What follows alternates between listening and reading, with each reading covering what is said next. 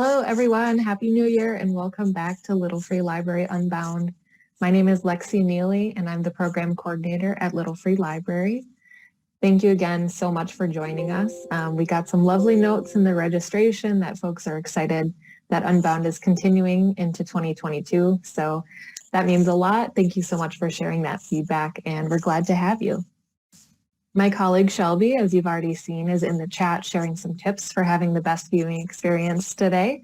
She can also answer any tech questions you run into, and she will be keeping an eye on the chat in case anything comes up.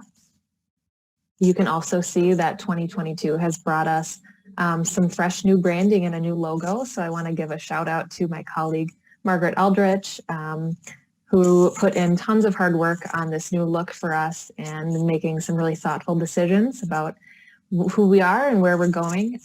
So thank you to Margaret for that. We have a beautiful new slide deck to look at. Our usual moderator, Anita, is unable to join us, but I am pleased to welcome Dr. Ken Kunz, who is our moderator today and who is a member of the Little Free Library National Board. Ken is a member of the board and brings with him a wealth of knowledge and experience in the literacy world. He is the vice president of the ILA, the International Literacy Association, founder and director at For the Love of Literacy, and has written and co-authored a number of articles and books on literacy and teaching. Ken's background blends itself to the LFL board in so many ways, and we are so honored to have you on our team. And I'm going to turn things over to Ken so we can get started. Welcome, Ken. Thanks so much, Lexi. Hi, everyone. I'm so proud to be here this evening for our webinar and really look forward to Chapter 12 of Unbound. We'll be talking about Little Free Library's Action Book Club and the books that move us to take action to make the world a better place.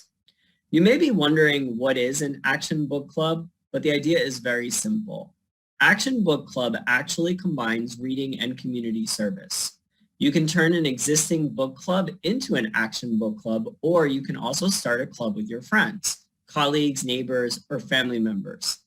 There are three simple components to forming this kind of club.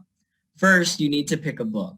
We have an exciting new theme that we're going to be announcing on Monday, January 17th, so definitely keep an eye out for that announcement next week. Next, you want to read the book with your Action Book Club. As you discuss the book that you've read, you can brainstorm ideas for different service projects that may relate back to the book that you're reading. Choose a service project that you can complete together or apart, near or far. Finally, don't hesitate to share your story. We love hearing about what your Action Book Clubs are reading, and of course, the good deeds that are impacting your community. Now that you've had a little background information on Little Free Library's Action Book Club, let's introduce today's guests. It's an honor to be joined today by Judge LaDoris Cordell, who was the first African-American woman jurist in Northern California. In addition to her time on the bench, Judge Cordell has served as Assistant Dean of Stanford Law School, Vice Provost at Stanford University, and in 2010 was appointed the Independent Police Auditor for the City of San Jose, to name just a few accomplishments. She has received numerous awards, including Silicon Valley's NAACP's William E.B. Du Bois Award, the Iola Williams Public Service Award, the National Council of Negro Women's Public Service Award, the Social Justice Award from Legal Advocates for Children and Youth, and the Rose Bird Memorial Award from the California Women Lawyers. Judge Cordell founded the African American Donor Task Force to increase Black participation in the National Bone Marrow Registry. She is the co-founder of the African American Composer Initiative and CA Parks for All. An artist and pianist, she resides in California with her partner and is the proud mother of 2 daughters. We're so thrilled you're able to join us today. Please join me in welcoming Judge Cordell. Thank you so much, Ken. I'm delighted to be here and to talk about my new book. Thank you so much for joining us. So I just have to start with the best question, and I think it's the question that everyone wonders. Well, what was your why behind writing this book? So the time that I was on the bench, which was nearly 20 years, I really hadn't thought about writing a book at all. But what I did write was the last 8 years I was on the bench, I wrote letters to my parents who lived on the East Coast. And they were just fascinated by the cases and what I was doing on the bench. So I wrote these letters every Friday for 7 or 8 years. And it was everything I'd done that week, the cases I presided over, the specifics, and also how I felt when I had to make rulings in these cases. So when I retired from the bench, I made a trip back east just outside of Philadelphia where I grew up, and to visit with my parents. And my mother, who was a very organized woman, pulls this box out of a closet and she says, well, what do you want me to do with these?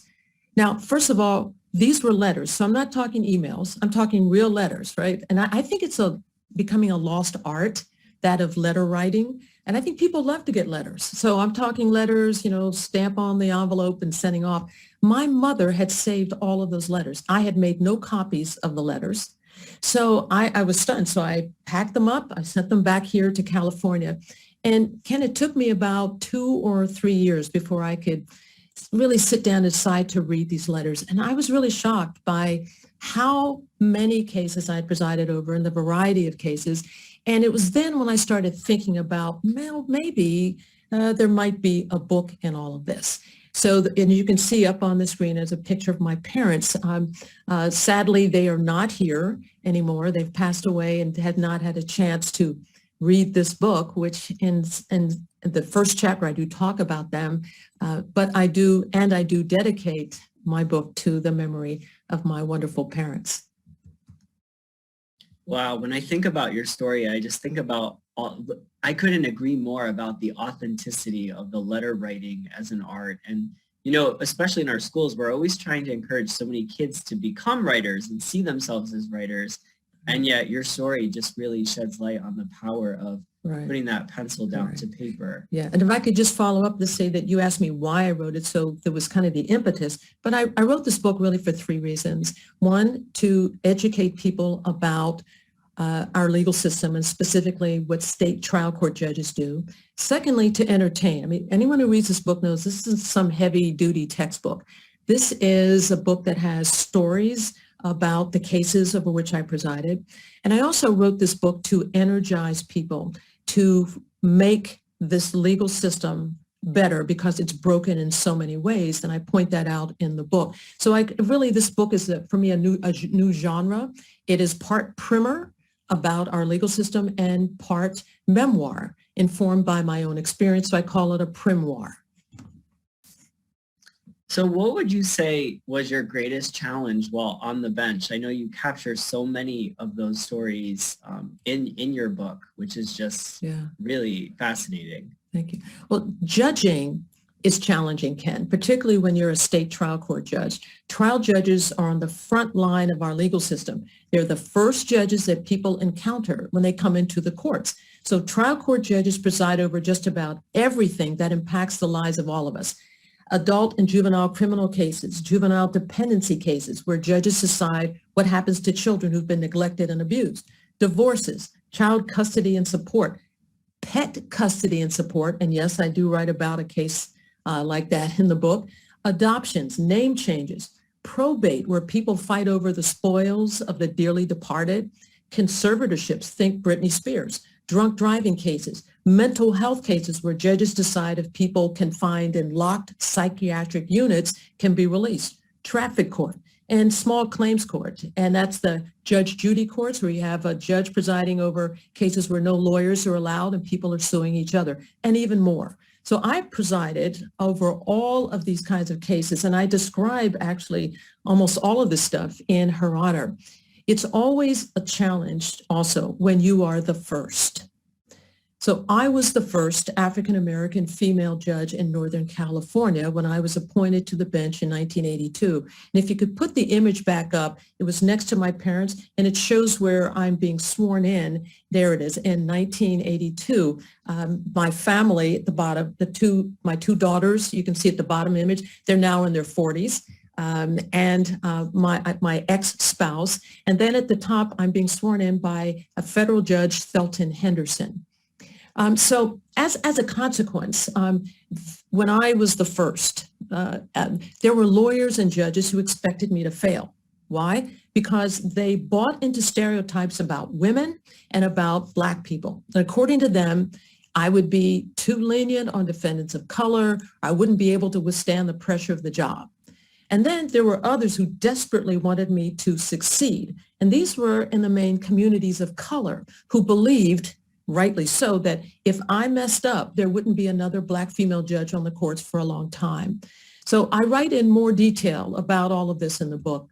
But perhaps the greatest challenge of a trial court judge is maintaining judicial independence, meaning being able to make decisions without being influenced by public opinion, especially when making controversial decisions that are likely to inflame the media and critics of the courts. I write in the book about how hard it is to ignore these pressures and what happened when a judge made a lawful, albeit controversial decision.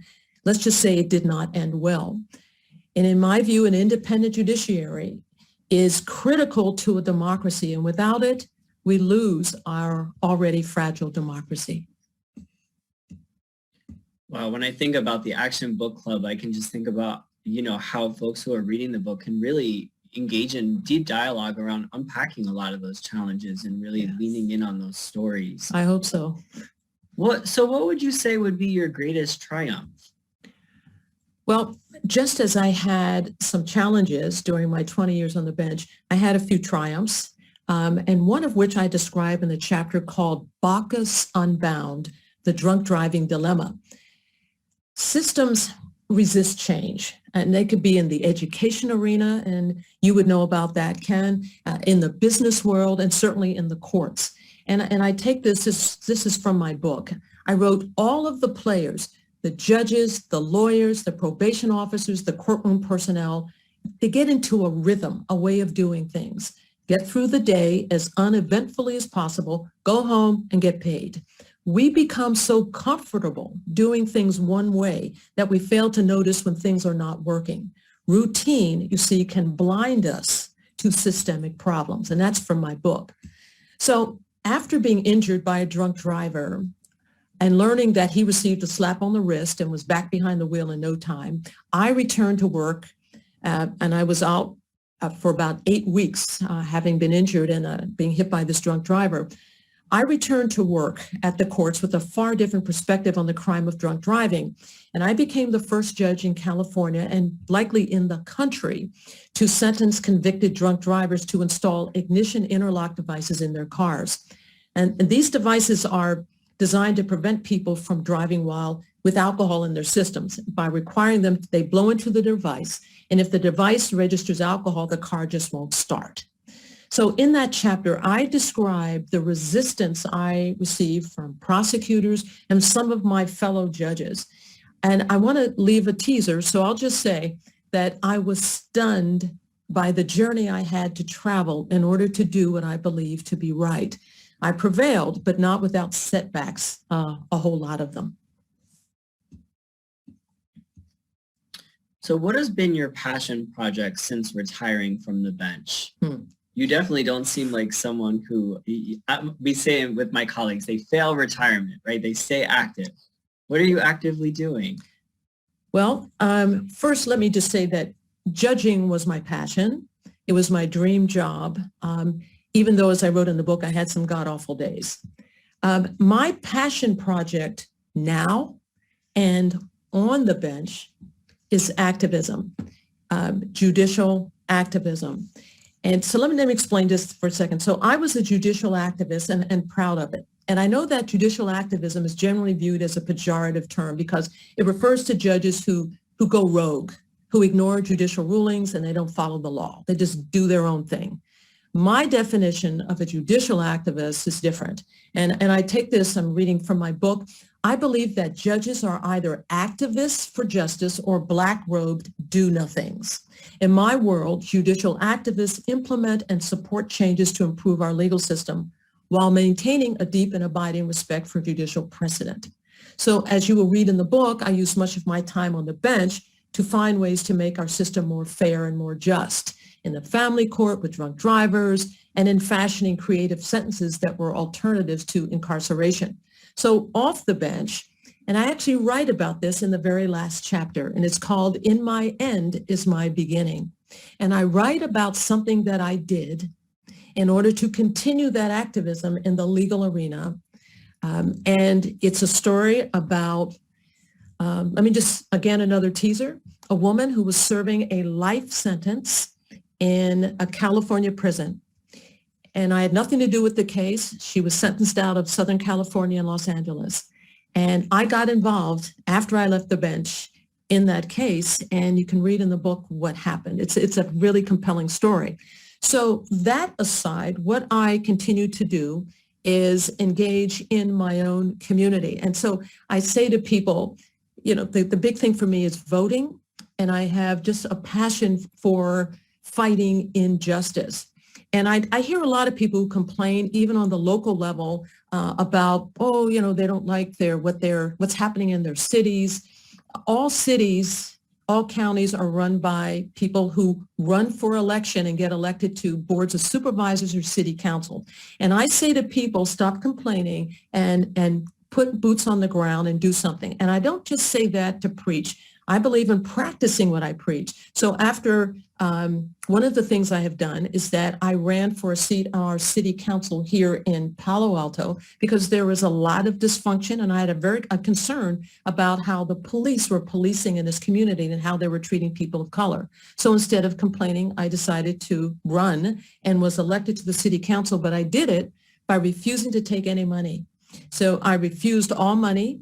I didn't spend a lot of money, but what I had were grassroots volunteers who went door to door and enabled me to be elected. And once I was there, I learned about how cities run, where the money is spent, about infrastructure, and all those things. I think we all need to have that kind of information. So I'm about doing things. So final thing I'll say on the Passion Project is that I've adopted a saying or something written by Alice Walker, a great author, poet, social activist.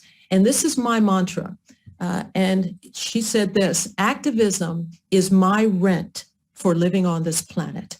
And all I ask of people is to pay your rent and do it as long as you have time on this earth.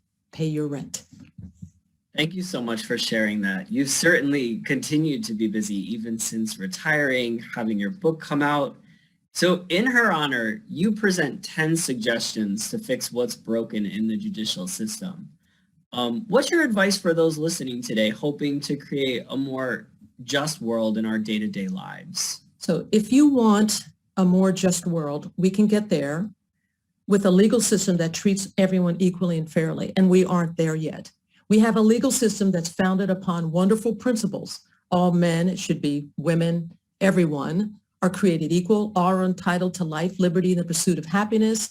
All are entitled to a right to a speedy trial, the right against self-incrimination, due process, the presumption of innocence. The problem with these marvelous principles is in the implementation. White propertied men created these principles, and in doing so, they did not intend they apply to women, to poor people, and certainly not to people of color. So our challenge is to make those principles apply equally to everyone. And the first step in doing so is to read her honor. So this grimoire, yes, it's about my own experiences, but if you care about making our legal system more fair and just, the first step is to understand how the system operates. And that's what you get by reading the book. So in this chapter you're referring to, Ken, is called The Fix. I do make 10 recommendations that all of us, legal, non-legal people alike, can consider. And if the readers are so moved, they can take action to make one, two, or all of those recommendations a reality. Let me just give one quick example. In a chapter called Thank You for Your Service, I wrote about our jury system and the importance of individuals who serve as jurors. I also point out that juror compensation is atrocious and should be increased. Across the country, juror pay ranges from nothing to a maximum of $50 per day. And I think the people who perform this important civic duty deserve better. So I can read, if you don't mind, it's just a couple of sentences from the book. It's on page 275. And I just want to read, and it's from the fix. And I just want to read very quickly what I wrote about the fix on that one. And it goes as follows. Again, it's just a few sentences. When businesses can afford to do so, full-time and part-time employees who are called for jury duty should continue to receive their salaries and benefits. Multi-million-dollar companies such as Apple, Facebook, Google, and Uber, all of which spend extraordinary amounts of court time and money resolving disputes, can well afford to pay the salaries of those employees who are on jury duty. I would require them to do so.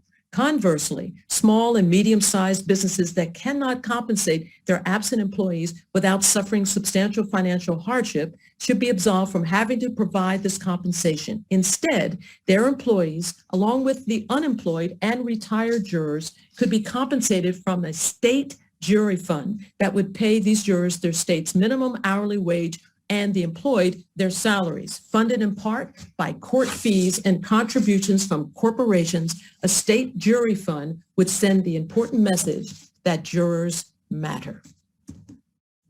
It's such a powerful part of the text that you're sharing there.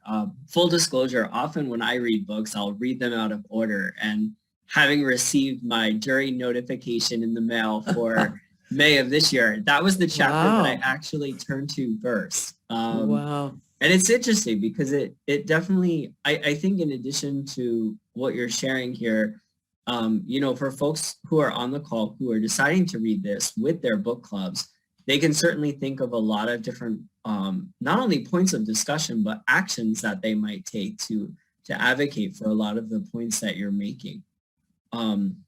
I do have a follow-up question, and that is, of course, you're part of our organization, so you are brought into the love of reading. What book or books have most influenced your life and career? Okay, here we go. Caste by Isabel Wilkerson, On Tyranny by Timothy Snyder. I love reading fiction, so I've recently read The Plot by Korelitz. It's fantastic, and I know a movie's being made about it. Jacqueline Woodson's books, all of them, including Red at the Bone. I love her books and her writings, and I've actually had a chance to meet her. Malcolm Gladwell's books, all of them, including Talking to Strangers. I love how he writes. I love legal thrillers. I'm reading one now by Grisham called The Judge's List, and I just finished one by Stacey Abrams. Fantastic. I love legal thrillers. I recently read a book called Letters to the Sons of Society by Shaka Senghor. It's a wonderful memoir. Shaka Senghor served 20 years in prison for a murder he committed when he was 19 years old. He is African American. He's since been released, and he has had a New York Times bestseller, and now this is his second book. And in fact, I will be interviewing him February 17th for the Commonwealth Club of California, and that can also be seen online.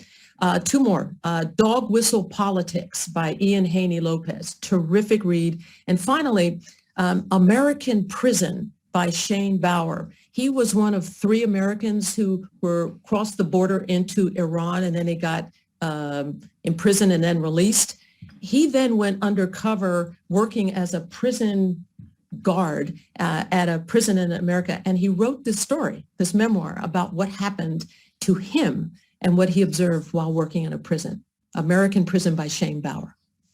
Thank you for those amazing recommendations. I know Sure. You're getting a lot of feedback too in the chat regarding that. I do have one final question, and I'll take it from one of our attendees to wrap up our conversation today. It said, did Judge Cordell do any work to promote school-based youth courts? Wonderful question. And the answer is yes. So I live in Palo Alto. I went to Stanford, which is right nearby, but literally across the freeway is the community of East Palo Alto. And East Palo Alto, back in the day, was a low-income Black and brown community. It is becoming more gentrified, but it still has a large community of color there. And that's where I started practicing law. I was the first lawyer to open a law practice in East Palo Alto.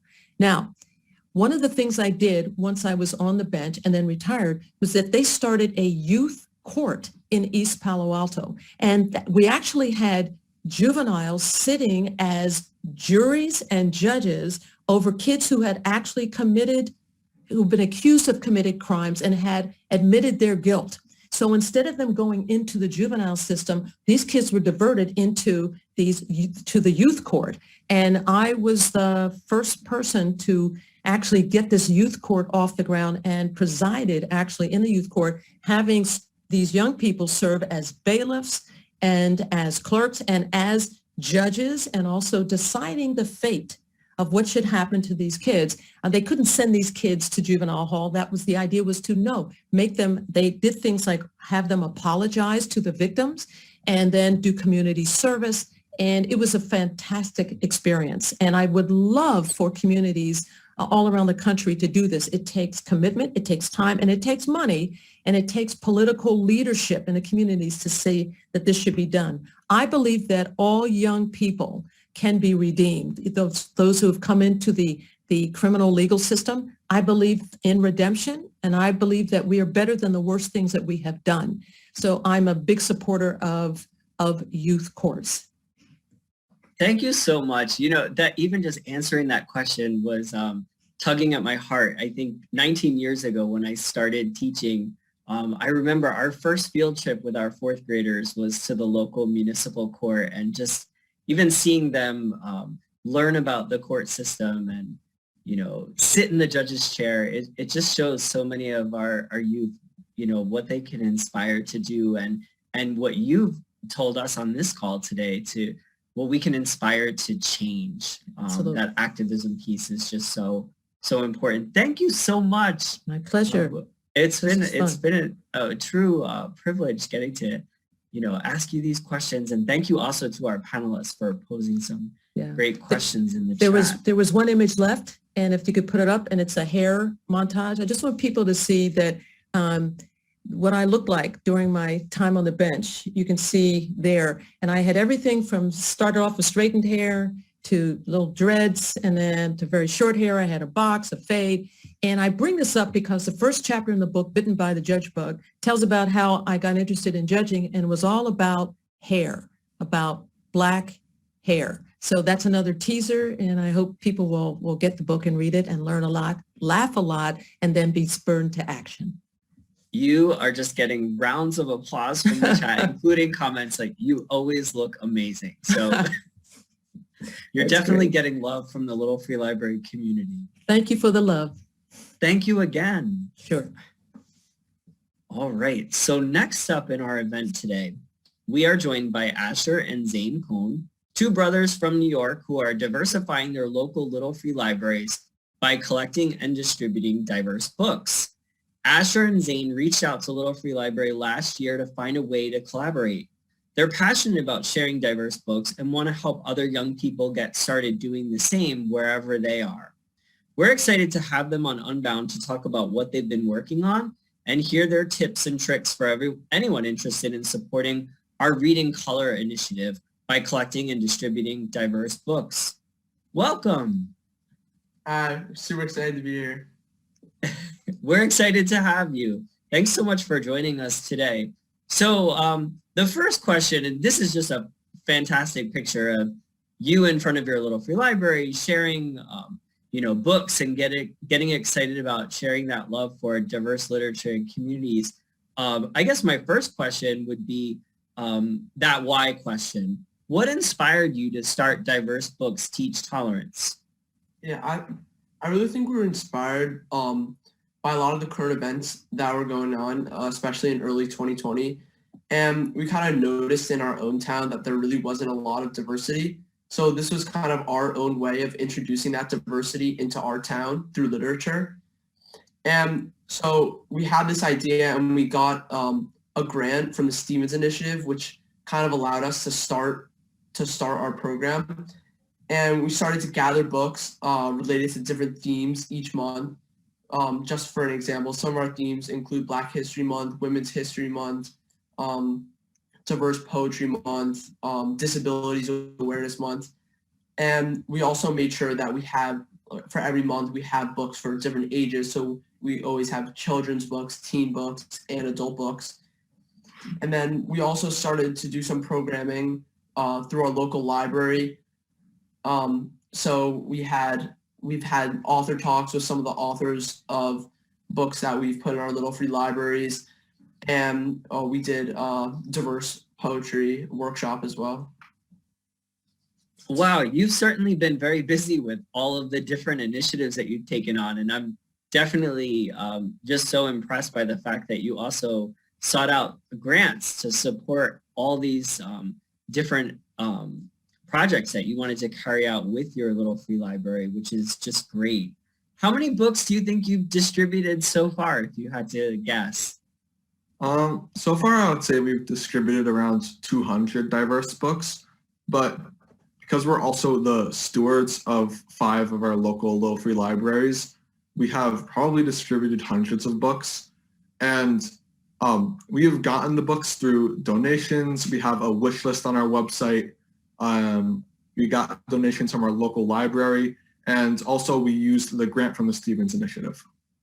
That's amazing. Wow, it just shows too the impact that you can have not only with your own library, but the fact that you're also volunteering to steward those additional libraries in the community, which is just fantastic. What advice do you have for other young people who might be interested in starting initiatives like this in their own towns? I mean, there's just a couple of things we would say. It's a very simple project, and we're interested in expanding it. So first, one thing that we would say is to make sure you're researching all the books that you're putting in really well. And for us, our library really helped us do that. We had a spreadsheet that they gave us where all librarians put in different diverse books for different themes that we ended up purchasing. Another piece of advice I would give is to have some sort of access to money or donations, which allows obviously to get your books. And the last thing would be to connect to your local library. In our case, that really helped in the promotion of our project and also for a bunch of ideas for books that we could put in and also programming. That's wonderful. I think you're giving really helpful tips for our attendees, especially because you show, especially in coordinating with the library and thinking about the kinds of books that you are looking to gather, just the intentionality.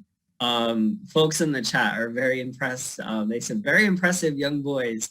And we also put your website out there for folks who are asking to connect, but that's excellent advice that you're sharing with those who want to carry out this kind of work. So this is always a good question. Is there a book that you have in your libraries that you are sharing that is just a favorite? I would say our favorite book that we've shared in the libraries is probably Everything You Wanted to Know About Indians But Were Afraid to Ask by Anton Schroyer. And we found this book when we were researching books for Indigenous Peoples Month, and we decided to reach out to the author because we were very interested by it, and he agreed to host a webinar with us, and we got to talk to him, we got to ask him questions about his book, and we had over 100 people registered, and overall we think the community learned a lot about this topic, and it was very successful. That is amazing. It just goes to show too how your project has this ripple effect that really builds with excitement and momentum in carrying out, diverse books and teaching tolerance in the community. So we hear that you're organizing an action book club, which I had talked about earlier on our call today. Have you chosen your first book or activity yet for your book club? We haven't chosen the first book that we're going to be using yet, but we know that we're going to hold our action book club in March, which for our theme is Women's History Month. So the book will correspond with that theme, and we plan to hold the book club at our library, and we really want it to be geared towards mostly teens. That's great. Thank you so much for sharing all of the work that you're doing in your community. It sounds like the two of you are just really, youth activists, even where you are, and bringing diverse books into the community and really promoting access through quality literature. You have a lot to be proud of, and definitely you're getting a lot of love from the Little Free Library community in our chat box today. Yeah, thank you for having us. Thank you so much. Yeah, thank you. All right. Wow, best of luck on your new project and especially your new action book club.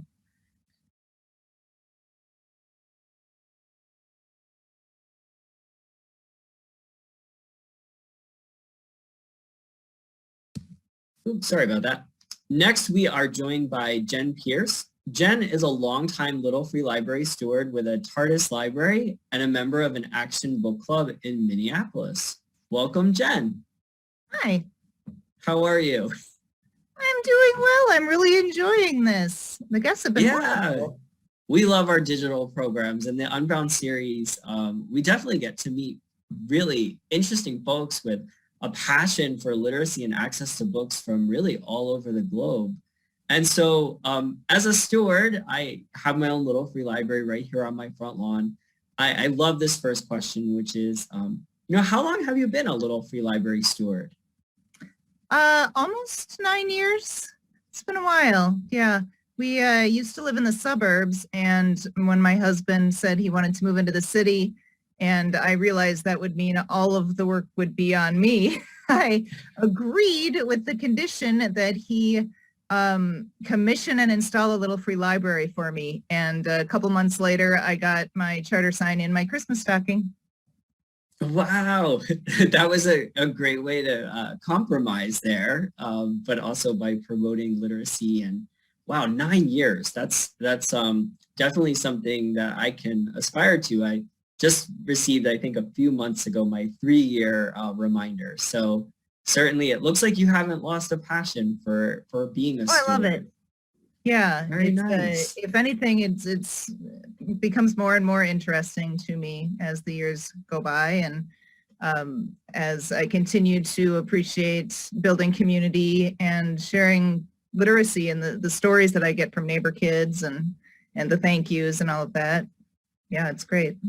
Absolutely. So what has been your most memorable Action Book Club project? Oh, that's a good question. I would say probably when we went and packed food at one of my very favorite nonprofits. They're called Every Meal Now. They used to be called Sheridan Story, and they focus on providing meals for kids who don't get enough food at home, and make sure that they have bags of food to take home over the weekend, that kind of thing. As you can imagine, there is a huge need for that, especially right now, and they do really good work. It was a really fun day to go and be with other members of my book club, and also my son and his best friend came, and it's not only a fun environment, it's a visceral experience in gratitude to think about what you have and what you're helping to pass on. And the teens just looking at the kinds of food that are going to be offered to these kids and thinking, maybe I should be grateful for what I have in my refrigerator, things like that. It's a great organization, and we had really a lot of fun just doing that together. Wow, so there was a book that inspired you to connect in that way and take on such a big project in that sense? Trying to think of when we went. I'm not sure if that was at the same time. Well, later on, you were going to ask me about a book that really heavily influenced us, and I guess it might have been during when we read this book. Yes. This is probably the favorite book that I have read in our book club, and it's definitely my favorite audiobook of all time.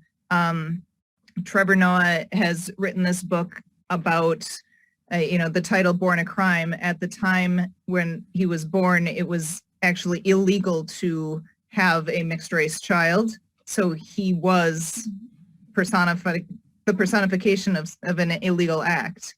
And I would highly recommend that you actually listen to the audiobook. He speaks multiple languages, and the stories that he tells are just engrossing and emotional with the dialects and the multiple languages. It's mesmerizing. He has this unique talent to entertain and educate at the same time that he's telling really devastating stories and truths. It's a book that you laugh at stories that you feel horrible at the same time, but you're just connecting with this culture that you didn't previously understand and feel all this gratitude for what you have. And I think that may have been the book that led us to find that organization. But I've actually hosted 3 different book clubs to discuss this book. It doesn't get better than this. Wow, that's great that you're being asked to for those, repeat performances of discussing such an impactful book, because as your community is getting inspired to go out and connect with folks from different experiences and walks of life, you have this whole book club that's really holding you together. So what advice would you give somebody who's starting a brand new action book club? I would say do what works for you. Not every book needs to be a life-changing book. Not every action needs to be big. We happen to be a group of 6 introverts with busy schedules, and it's difficult for us to line up. We can't say the 4th Tuesday of every month we're going to do this important book, and then on Saturday we're going to do an action. It just doesn't work that way.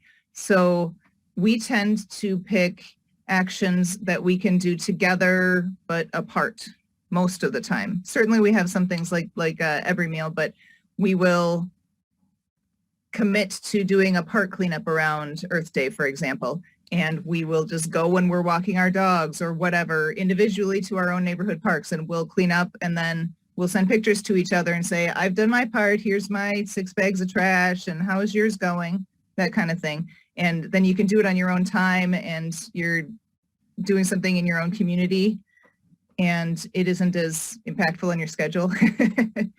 There are other things that we've done too. We are very fortunate that we are sometimes able to donate money instead of have an action. And if we find something, like you actually showed a picture on the screen where there's a picture of me and there's some books, and those books there, that was one of our actions. We back when there were children at the border in crisis, there was a local bookstore that was fundraising to provide reading materials to those children, and we collected money, and those are the books that we were able to purchase through that bookstore that they then connected with a volunteer at the border, and were able to make sure that all those kids who didn't speak English still got to have that comfort of having a story, having a book with them at that time. Wow, So that's such a powerful story connected to all of the work that you're doing. Certainly, you're really providing just such an impact in communities near and far. What's next on your action book clubs to read list? What are you recommending? That's a good question, actually. We tend to alternate between a fiction and then a nonfiction book, and it's time for a nonfiction book.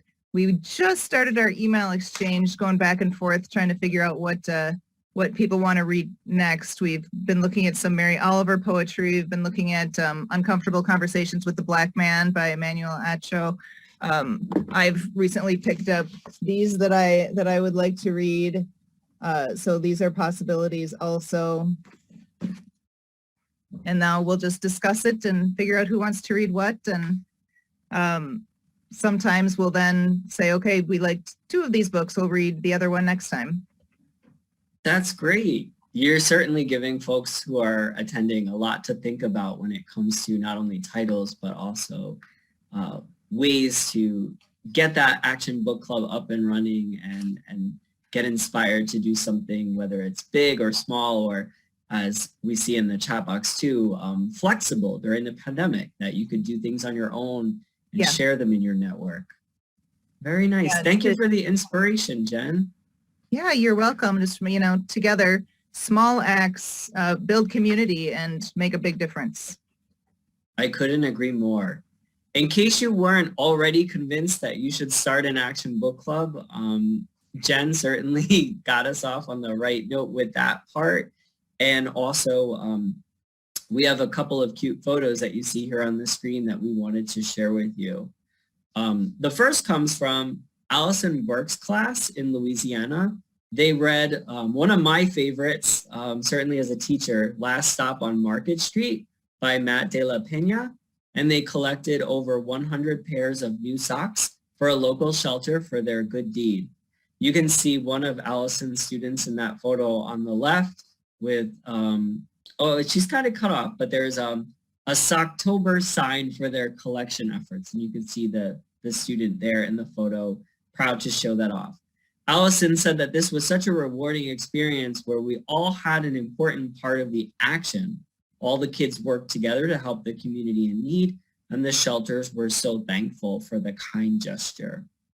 The picture on the right is from a classroom in Cleveland where students read Look Where We Live, a first book of community building by Scott Ritchie, and they decided to start a school recycling program. So you can see that the Action Book Club is versatile, just like Little Free Libraries. Big or small, you can start an action book club that fits your community's needs and goals. I love these photos. All right. I want to thank you so much for attending, and also thank our guests for joining us today and sharing their expertise, certainly around all things Little Free Library and literacy. If you've enjoyed this chapter of Little Free Library Unbound, we ask that you please consider a financial contribution to help us to continue to offer these events for free. Donations to our nonprofit also support our steward services activities so we can create more resources and opportunities for our stewards. You can donate online at littlefreelibrary.org/donate, and you can also allocate your donations.